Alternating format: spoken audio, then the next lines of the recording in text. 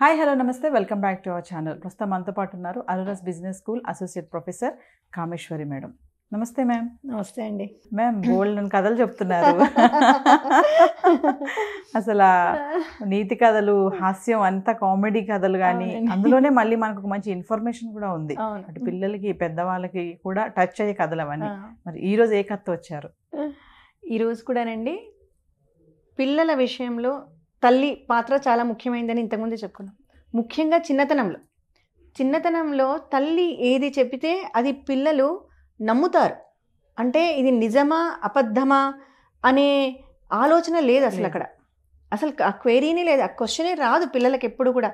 అమ్మ చెప్పింది అంటే అది నిజం, అమ్మ చెప్తే వినాలి, అమ్మ చెప్తే ఆచరించాలి. ఆ విధమైన బాండింగ్ ఉంటుందన్నమాట పిల్లలకు తల్లికి మధ్య. సో ఇలాగే ఇది కూడా ఇంతకు ముందు కాలమేనండి. కథలన్నీ కూడా ఎక్కడ ఉంటాయంటే ఎప్పుడో అనమాట, ఎప్పుడో జరిగిన కథలే అన్నీ కూడా. ఇప్పుడు జరిగేవి అయితే కేస్ స్టడీస్ అవుతాయి, అప్పుడు జరిగినవి కాబట్టి ఇవన్నీ కథలే. అప్పుడు కూడా ఒక ఇంట్లో ఒక తల్లి ఒక కొడుకు. మరి తండ్రి ఉన్నాడా అంటే తండ్రి ఉంటాడు, కానీ ప్రస్తుతం మనకు సీన్లో ఉన్నది తల్లి కొడుకు.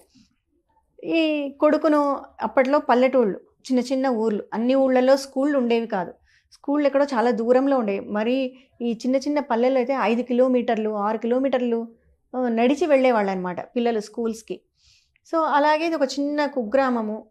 అక్కడ ఒక తల్లి కొడుకు, వాడిని 6 ఏళ్ళు వచ్చాయి పిల్లాడికి. స్కూల్లో చేర్చింది వాళ్ళమ్మ.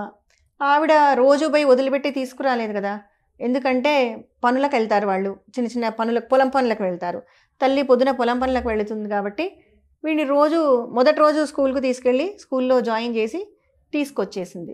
కానీ వీడికేమో కాస్త భయం పిల్లవాడికి. అమ్మ నేను ఒక్కదాన్నే ఎట్లా వెళ్తాను, అంత దూరం ఒక్కడనే వెళ్ళాలి. మార్గం కూడా ఎలా ఉంటుంది పల్లెల్లో, మీరు ఎప్పుడన్నా చూసారా? అసలు పొలాలు ఉంటాయి, తర్వాత కొంత దూరం అక్కడక్కడ మనుషులు కనిపిస్తూ ఉంటారు, తర్వాత అసలు ఎవ్వరు కనిపించరు, సైలెంట్ గా ఉంటుంది దారంతా. ఆ పొలాల మధ్యలో, గట్ల మధ్యలో, పొలం గట్ల మధ్యలో వెళ్తూ ఉంటే కాస్త భయం వేస్తుంది ఉన్నట్టుండి ఆ సైలెన్స్ కి. ఇలా ఉంటుంది అనమాట. సో వాడు చిన్నవాడు కదా పాపం, 6 ఏళ్ల వాడు. సో వాడు అన్నాడు, అమ్మ నాకు భయం వేస్తుందమ్మా వెళ్ళాలంటే. మరి తల్లేమో పొలం పనులు మానుకొని వాడిని తీసుకెళ్ళలేదు. అప్పుడు ఆమె ఏం చెప్పిందంటే, భయం ఎందుకు నాయనా, అక్కడ ఆ పిల్లవాడి పేరు గోపాలుడు, ఈ మన స్టోరీలో బాబు. వీడు గోవిందుడు ఉన్నాడు కదా అక్కడ, నీకు రోజు గోవిందుడు తోడొస్తాడులే, స్కూల్ వరకు తోడొస్తాడు, మళ్ళీ రిటర్న్లో కూడా ఉంటాడు, గోవిందుడు ఉంటాడు, నీకు గోవిందుడు ఉన్నంత వరకు నీకు అసలు భయమే లేదు. అవునా అమ్మ, గోవిందుడు వస్తాడా అంటే, అవును నాయనా నీకేం భయం లేదు, రేపటి నుంచి ధైర్యంగా వెళ్ళు, నేను లేకున్నా నీకు గోవిందుడు తోడొస్తాడు అంటుంది. ఈమె ఉద్దేశంలో గోవిందుడు అంటే భగవంతుడు, కృష్ణుడు, శ్రీకృష్ణ భగవానుడు. గోవిందుడు తోడున్నాడు మనకు అని ఆ బిడ్డకు చెప్తుంది. కానీ వాడు చాలా ఎంతో శ్రద్ధతో, నమ్మకంతో వాళ్ళ అమ్మ చెప్పింది నిజమని దీంతో స్కూల్కి బయలుదేరుతాడు. కొంత ఆ ఊరు దాటగానే ఇంకా సైలెంట్ కదా ఊరంతా, పొలిమేర పట్టుకునేసరికి ఆ దారి మధ్యలో వెళ్తూ ఉంటాడు. భయం వేస్తుంది వీడికి. గట్టిగా గోవిందా గోవిందా అని అరుస్తాడు. ఎక్కడున్నావు నువ్వు, మా అమ్మ చెప్పింది నువ్వు వస్తావని, నువ్వు రోజు స్కూల్కి నాతో వస్తావని మా అమ్మ చెప్పింది, మరి నువ్వు ఎక్కడ కనపడట్లేదే, ఎక్కడున్నావు, నాకు భయం వేస్తుంది, తొందరగా రా అని అరుస్తాడనమాట. అరవగానే ఇంతలో ఒక ఫ్లూట్ సౌండ్ వినిపిస్తుంది. వెతుకుతూ ఉంటాడు. అక్కడి నుంచి అదే వయసున్న ఇంకొక పిల్లవాడు వస్తాడు, ఏదో పశువులు కాచుకునే పిల్లవాడు అక్కడి నుంచి వస్తాడనమాట. ఎవరు నువ్వు అంటే, నువ్వే కదా పిలుస్తున్నావు గోవిందా అని, నేనే గోవిందుడిని వచ్చాను అంటాడు. ఆహా అవునా, మా అమ్మ చెప్పిన గోవిందుడివి నువ్వేనా అంటే, నేనే. సరే, ఇద్దరు బాగా సరదాగా ఆడుతూ పాడుతూ ఆ స్కూల్ వచ్చే వరకు ఆ ఊరు దాటిస్తాడనమాట. మళ్ళీ స్కూల్ అయిపోయి అబ్బాయి కొంత దూరం ఆ మార్గంలోకి వచ్చేసరికి మళ్ళీ గోవిందుడు వస్తాడు. మళ్ళీ కరెక్ట్గా ఊర్లోకి వచ్చే వరకు తోడుండి వెళ్ళిపోతుంటాడు. ఇలా రోజు గోవిందుడు గోపాలుడు ఇద్దరూ కలిసి స్కూల్కి వెళ్ళడం, స్కూల్ నుంచి రావడం, ఇది జరుగుతూ ఉంటుంది. ఒకరోజు ఈ అబ్బాయిది పుట్టినరోజు వస్తుంది, గోపాలుడిది పుట్టినరోజు వస్తే వాళ్ళమ్మ ఇంట్లో పాయసం చేస్తుంది. పాయసం చేస్తే, అమ్మ ఇంకా కొంచెం పాయసము ఒక చిన్న క్యాన్లో డబ్బాలో పెట్టివా అని అడుగుతాడు. ఎవరికి నాయన అంటే, అదే గోవిందుడి కోసం అంటాడు. గోవిందుడా, ఎవరు గోవిందుడు అంటుంది. అదే ఆ రోజు నువ్వు చెప్పినావు కదా, గోవిందుడు రోజు స్కూల్కి పోయేటప్పుడు నాకు తోడొస్తాడని చెప్పావు కదా, ఆ గోవిందుడే అంటాడు. ఆ గోవిందుడా, నేనేం చెప్పాలి, నేనేదో ఊరికే ఏదో భగవంతుడు అనే ఉద్దేశంతో అన్నాను, ఏ గోవిందుడు లేడు కదా అని ఈవిడ అనుకుంటుంది. అని ఎవరు అంటే, లేదమ్మా రోజు వస్తాడు నాతో పాటు స్కూల్కి వస్తాడు అని బాగా ఎక్స్ప్లెయిన్ చేస్తూ ఉంటాడు. సరే ఇంకా ఈవిడ అనుకుంటుంది ఇదేదో మహిమ ఉంది చూడాలి అని చెప్పి, సరే ఈరోజు నేను కూడా వస్తాను నీతో పాటు, నేను కూడా గోవిందుడిని చూస్తాను, పద పోదామని ఆ పాయసం తీసుకొని బయలుదేరతారు ఇద్దరు. బయలుదేరితే మార్గం తను ఎక్కడైతే రోజు గోవిందుడు వస్తాడో ఈ అబ్బాయిని కలవడానికి అక్కడికి వెళ్ళి పిలుస్తాడు.